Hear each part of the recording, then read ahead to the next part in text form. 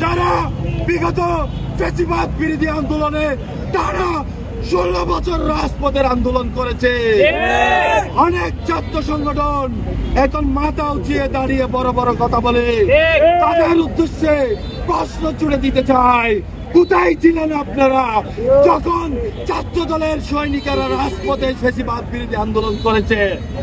আপনাদেরকে কিছু সময় রাজপথে দেখা যায়, কিছু সময় দেখা যায় সরকারের সাথে আদত করেছেন। ছাত্র দল ছাড়া বাংলাদেশে এমন আর কোন রাজনৈতিক সংগঠন, ছাত্র সংগঠন নাই যারা প্রত্যক্ষ এবং পরোক্ষভাবে বিভিন্ন সময় ফ্যাসিস্ট হাসিনা আওয়ামী লীগ সরকারের সাথে আঘাত করেন নাই।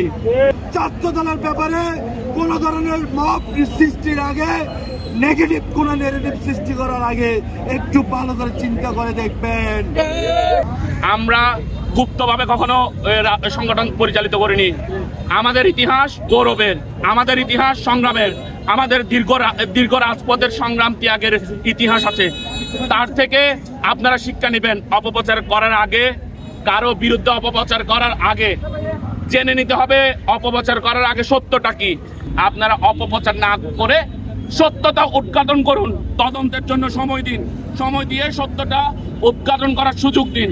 এবং সারা বাংলাদেশে যেভাবে আপনারা গুপ্তভাবে অপপ্রচার করছেন তার তীব্র নিন্দা জানাচ্ছি। আমরা এই বাংলাদেশের বিরুদ্ধে কোন ষড়যন্ত্র মেনে নিব না।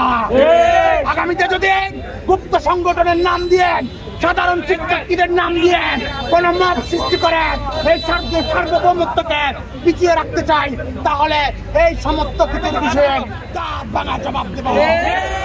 নেতৃবৃন্দ, এই বাংলাদেশের বিরুদ্ধে, সার্বভৌমত্বের বিরুদ্ধে ষড়যন্ত্র হচ্ছে, হবে।